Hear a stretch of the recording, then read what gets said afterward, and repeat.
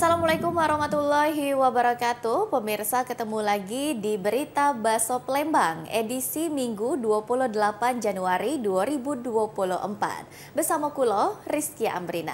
Dan kulo Lis Hapsari Prihatini, Ketua Sekolah Tinggi Ilmu Sosial Politik Canda di Muka. Payo kita simak dua Berita Baso Palembang hari ini.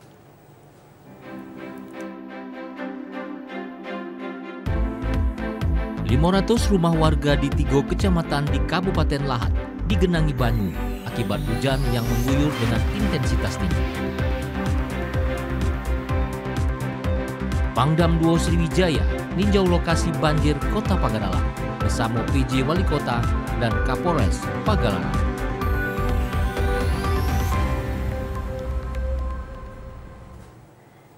Dan pemirsa, ini dia Berita Baso Palembang selengkapnya.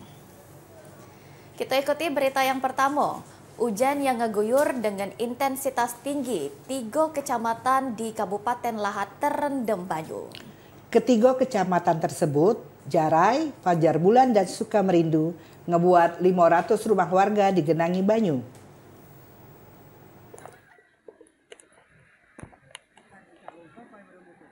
Hujan diperkirakan sekitar pukul 3 pagi yang cukup deras membuat luapan banyu sungai masuk ke dalam rumah warga.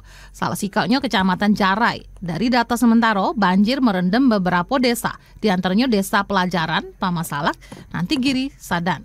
Warga 3 desa yang berdekatan tersebut mulai ngaman ke barang-barang penting di rumahnya.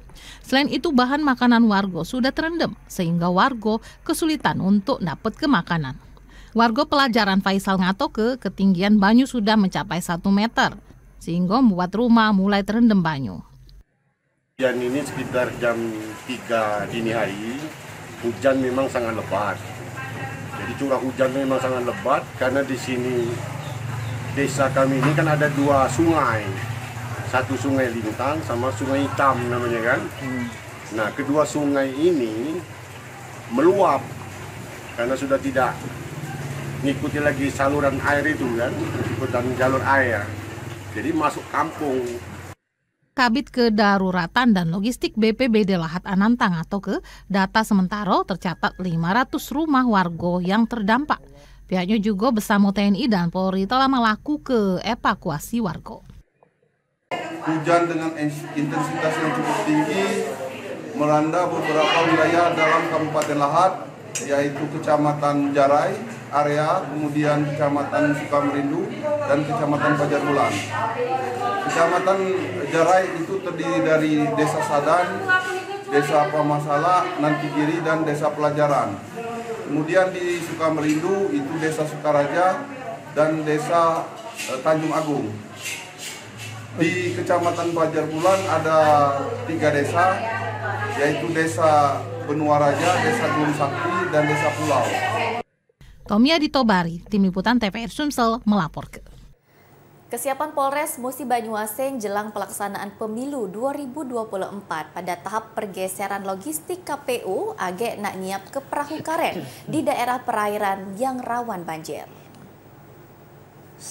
Sementara ratusan personil polisi akan disiagakan untuk ngawal logistiknya.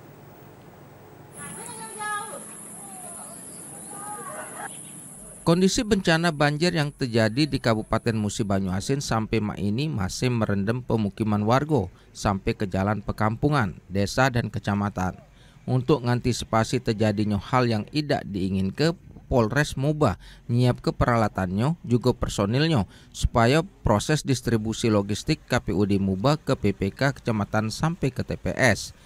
Kapolres Muba AKBP Imam Sapiin jelaskan, pihaknya telah menyiaga ke ratusan personel Polres Muba, sekitar 400 personel termasuk personel BKO dari Polda Sumsel 125 wong. Ada beberapa yang sudah disampaikan karena TPS-nya itu menyeberangi sungai, jadi disiapkan bantuan. Nanti kami berkoordinasi dengan pol air milik kita maupun dengan BPBD. Ada beberapa perahu karet yang akan kita siapkan untuk membantu proses distribusi logistik nanti yang TPS menyeberangi sungai. Untuk personel kami sudah mempersiapkan beberapa personil dari Polres, ada 400 lebih yang kita siapkan, yang nanti juga di backup dari Polda sekitar 110 personil untuk melaksanakan TPS nanti pada tahap pungut dan hitung suara.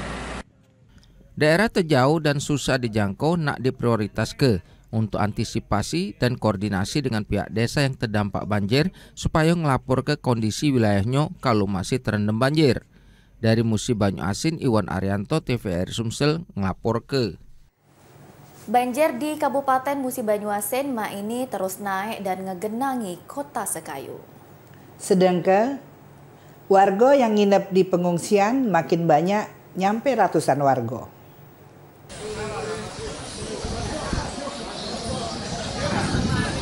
Banjir luapan Sungai Musi terus naik tiap harinya dalam 2 minggu terakhir. Ketinggian banjir sedalam 1 hingga 3 meter, utamanya di kota Sekayu. Merendam pemukiman warga, akses jalan keluar masuk perkampungan juga ikut terendam hingga setengah meter. Banjir juga sudah masuk rumah warga dan terpaksa mengungsi di posko pengungsian. Kadinsos Muba Ardiansah jelaskan, pihaknya bersama dinas terkait sudah menyiapkan 3 posko pengungsian kesehatan. Sedangkan dapur umum ada 2 tempat dan warga korban banjir makin banyak dalam 2 hari ini. Kami dari pemerintah Kabupaten Musi Banyuasin, bersama kecamatan dan dari Polres dan juga dari Koramil dan Dandim berjibaku berkolaborasi untuk membantu para masyarakat yang terdampak banjir sehingga mereka bisa mengungsi di tempat pengungsian dan mereka mendapat pelayanan dari kami pemerintah Kabupaten Musi Banyuasin. Ini luapan banjir terus Pak, pengungsiannya apa terus mengungsi warga korban banjir ini Pak?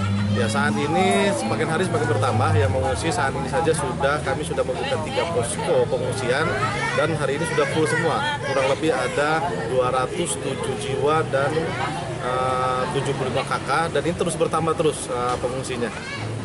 Berapa hari fungsi? 3 hari. 3 hari. Ini rumahnya sudah lama apa? Banjir. Dalam ingin pinggang, dalam rumah. Masuk rumah ya? Dalam rumah ingin pinggang, di jalan ingin kuku. Di warga mana itu? Warga Kampung 5 Soak Baru. Terus untuk apa? Harta benda gimana Bu? Tenggelam galek apa basah galek apa gimana? Basah galek, yang ngambil. Jadi mesti sama siapa di sini? Sama suami. Dari catatan Dinsos Muba, terdapat 53 KK atau 206 jiwa yang netep di posko pengungsian, yakni di asrama haji, pusat pelatihan guru, dan rumah singgah. Namun bila korban banjir makin banyak, sehingga dipindahkan di lokasi pengungsian baru. Dari Musi Banyuasin, Iwan Arianto, TVRI Sumsel ngelapor ke.